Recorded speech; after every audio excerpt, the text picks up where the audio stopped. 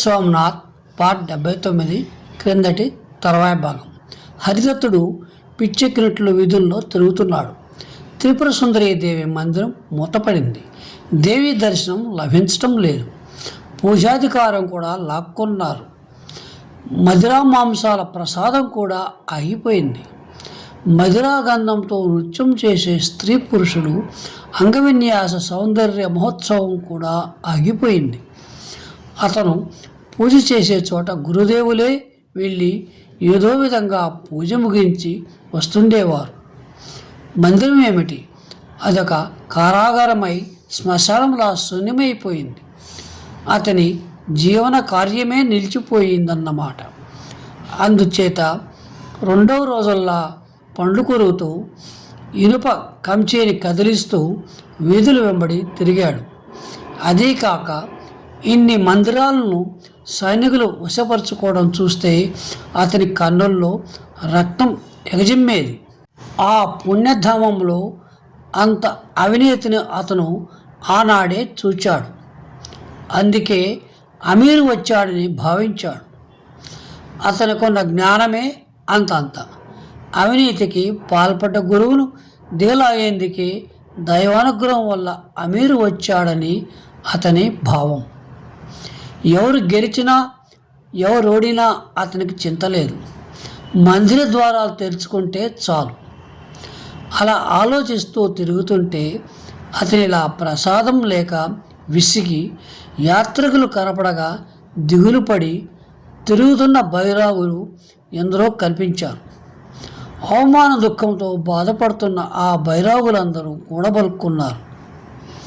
ఆ పూజలేవి, ఏవి ఆ ప్రసాదాలు, అఖండంగా అనుభవించిన ఆ నిద్ర ఏది?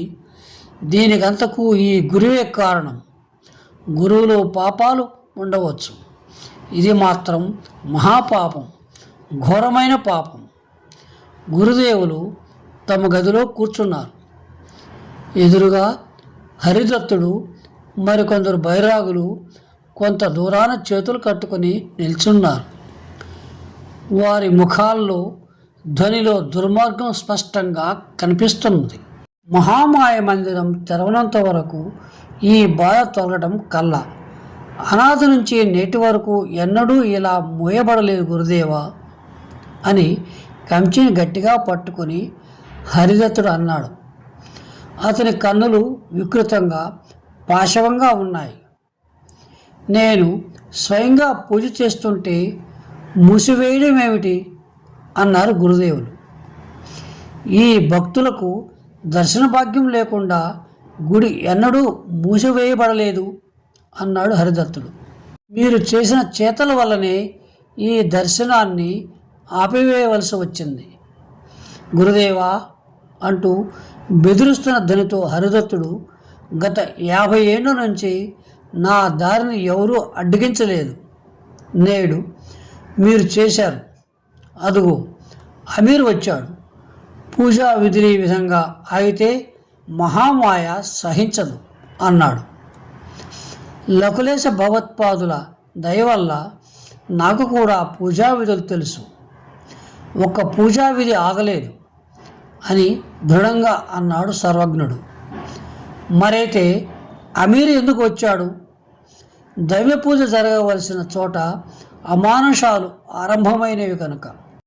అంటే మందిరాన్నిక తెరిపించరన్నమాట అని అడిగాడు ఒక బైరాగి.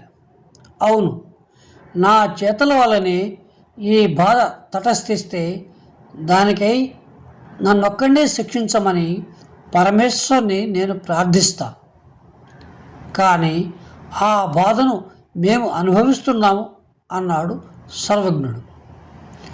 చూపుతున్న శాంతికి విసిగి హరిదత్తుడు అతన్ని చూస్తే ఏదో ఘోరం చేసినట్లు కనిపిస్తుంది. అయితే దీనికి నేను కారణం కాదన్నమాట అన్నాడు మహాదృఢంగా గురుదేవులు. నేను ఎన్నో సంవత్సరాల నుంచి పాశుపత సంప్రదాయానికి గురువుగా ఉంటూ వచ్చాను. నేటి వరకు నేను నా ధర్మం నుంచి భ్రష్టుణ్ణి కాలేదు. ఈ పరీక్షా సమయంలో కూడా కాను. భీమదేవుడు అమీర్ను తరిమి కొట్టేంత వరకు మందిరం మూసే ఉంటుంది. అయితే ఇక మేం వెళ్తాం అన్నాడు హరిదత్తుడు. అతనికి కోపం శృతిమించింది. ఇక తాను అక్కడ ఉంటే లాభం లేదనుకున్నాడు. వెళ్ళవచ్చు అన్నాడు సర్వజ్ఞుడు. బైరావులంతా కోపంతో ఆయన వైపు కొరకొరా చూస్తూ వెళ్ళిపోయారు. భీమదేవుడు వీళ్ళందరినీ కంబంధం పంపుతానన్నప్పుడు నేను అంటే బాగుండేది.